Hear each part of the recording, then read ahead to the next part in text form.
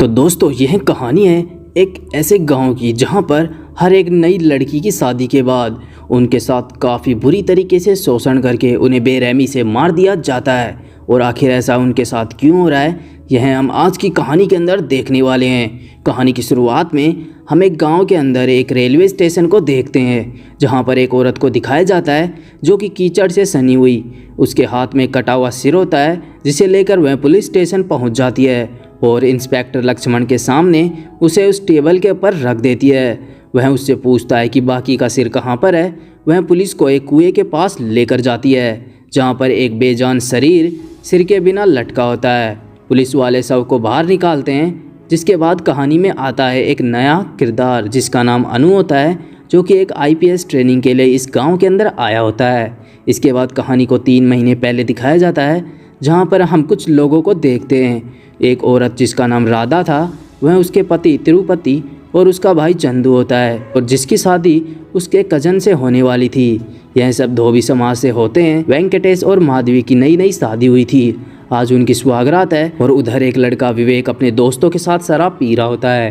विवेक को माधवी से प्यार था लेकिन माधवी ने किसी और से शादी कर ली। शराब पीकर नशे में विवेक बोलता है कि मैं मर जाऊंगा, लेकिन उसका दोस्त उसे कहता है तुम्हें इसके बदले में उस लड़की को मार देना चाहिए। और जिसके बाद अगले दिन सुबह गांव में खबर फैल जाती है कि माधवी की लाश मिली है और अनु और पुलिस वाले वहां पहुंच जाते हैं। माधवी के साथ दुष्कर्म हुआ होता है और उसकी बेरहमी से मारकर उसकी हत्या कर दी गई है। उसकी शादी कल ही हुई थी और इसी रात उसे मार दिया गया है। वेंकटेश माधवी की यह बात सुनकर वह तो सदमे में चला जाता है। पुलिस को घटनास्थल पर पैर के निशान मिलते हैं। छानबीन करते हुए अनु को विवेक के बारे में भी पता चलता है। CI लक्ष्मण विवेक को पकड़ लेते हैं और वे उससे टॉर्चर कर उससे पूछते हैं कि तुमने माधवी को क्यों मारा है। विवेक उन्हें बताता है कि मैंने ऐसा नहीं किया, बल्कि मैं तो उससे प्यार करता था और आखिर मैं उससे क्यों पूछूंगा। लक्ष्मण कोई नॉर्मल पुलिस वाला नहीं था, वह बुरी तरह उसे टॉर्चर करता है। विवेक मजबूरी में हाँ भर देता है, लेकिन जब अनु उसके सामने आता है तो विवेक कहता है कि मैंने उसे नहीं मारा है। आप तो इतने पढ़े लिखे हैं, मैं ऐसा क्यों करूँगा, आखिर मैं उससे प्यार करता था। अनु उसकी बात सुनकर उसे जाने देता है। लक्ष्मण उससे यह बात पर सहमत नहीं था और वह कहता है कि सर आप गलत कर रहे हैं, मुझे पूरा यकीन है उस लड़की की हत्या इसी ने की है। इन मामलों में आपके पास पढ़ाई से ज़्यादा मुझे काफ़ी एक्सपीरियंस है। जिसके बाद अनु उसे समझाता है घटनास्थल पर पैर के निशान मिले हैं जिसका साइज 10 होता है। वहीं पर जो सैंपल मिला था उससे पता चलता है कि आरोपी की उम्र 30 के लगभग है, लेकिन विवेक की उम्र 20 के आसपास है और उसके पैर का साइज भी 8 है। आंकड़ों से साफ जाहिर होता है कि विवेक निर्दोष है। यह सुनकर विवेक को वे छोड़ दिया जाता है। पुलिस स्टेशन में फिर से एक कॉल आती है। गांव में एक और लड़की की हत्या हुई होती है। पुलिस तुरंत मौके पर पहुंच जाती है। चौंकाने वाली बात यह थी कि लड़की की शादी भी कल ही हुई थी। अनु को यकीन था कि कातिल कोई साइको किस्म का इंसान है। रात होते ही वह फिर से क्राइम सीन पर पहुंचता है। जांच के दौरान लड़की का मोबाइल मिलता है। फ़ोन को उसे पुलिस स्टेशन पर लाता है और चेक करता है तो उसके अंदर एक वीडियो मिलता है। संयोग से वीडियो रिकॉर्डिंग ऑन थी जिसमें किलर की आवाज़ ही रिकॉर्ड हुई थी। वीडियो तो दिखाई नहीं देता और आवाज़ में यह लड़की से पूछता है कि तुम्हारी सुहागरात कैसी रही। डर के मारी लड़की उसके सब कुछ बता देती है। जैसा वह बताती है वह उसी तरह उसके साथ गलत काम करता है और बेरहमी से उसे जान से मार देता है। सुबह चंदू की मंगेतर नहाने जाती है। चंदू चोरी से उसकी वीडियो बनाता है। यही चंदू का दोस्त शुभम जो कि एक वीडियो फोटोग्राफर था।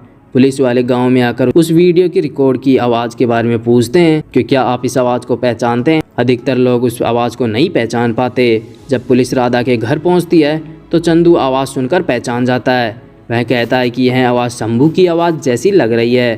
पुलिस वाले शंभू को थाने बुलाते हैं और उसकी आवाज़ से मिलान करते हैं। उसी वक्त शंभू का वकील आकर उसे कहता है कि जिस समय यह घटना हुई थी मेरा क्लाइंट यहाँ पर नहीं था, वह किसी दूसरी शादी अटेंड करने के लिए गया हुआ था। इसके बाद एक दिन अनु लक्ष्मण से कहता है क्यों ना हम पूरे गांव का DNA टेस्ट करवाएं, उससे कातिल अपने आप सामने आ जाएगा। लक्ष्मण कहता है कि सर आपकी बात तो सही है, लेकिन इस गांव का DNA टेस्ट कराने में काफ़ी समय लगेगा। लक्ष्मण कहता है कि पिछली बार हमने केस में एक DNA की रिपोर्ट के लिए पूरा 1 महीना लग गया था, ऐसे उलझे हुए काम मत कीजिए। जिसके बाद अनु से समझाता है कि इस गांव में जितने भी लोग हैं हम उनमें से महिलाओं को निकाल देंगे और उसके बाद हम 25 से 30 साल के लोगों को टारगेट करेंगे, जिसमें हाइट के हिसाब से केवल 25 से 30 लोग ही सामने होंगे और उनका सैंपल हैदराबाद भेजकर 10 दिन में रिपोर्ट मिल जाएगी। इसके बाद वे उन मर्दों का एक एक करके डीएनए सैंपल लेना शुरू करते हैं। कुछ दिन बाद गांव का सरपंच थाने आता है।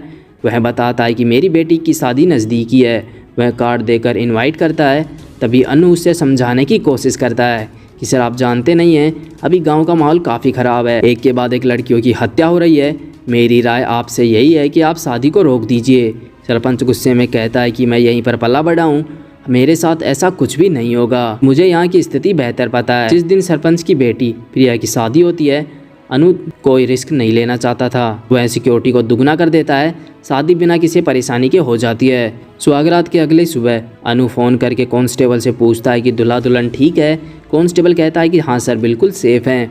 उसी समय प्रिया अपनी फ्रेंड को रेलवे स्टेशन छोड़ने जाती है।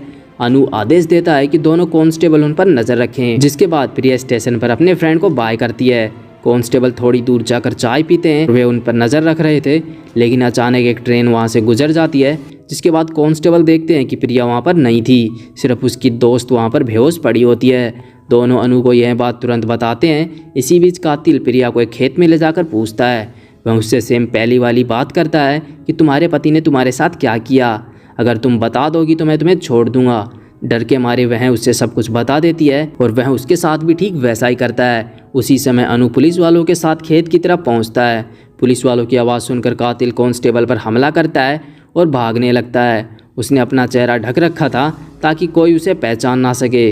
दुर्भाग्य से पुलिस के पहुंचने से पहले ही वह प्रिया के साथ भी वही दरिंदगी करके उसकी हत्या कर चुका था। अनु कातिल पर गोली चलाता है, लेकिन वह भागने में कामयाब हो जाता है। अनु और कांस्टेबल उसका पीछा करते हुए आखिरकार अनु उस कातिल को पकड़ लेता है।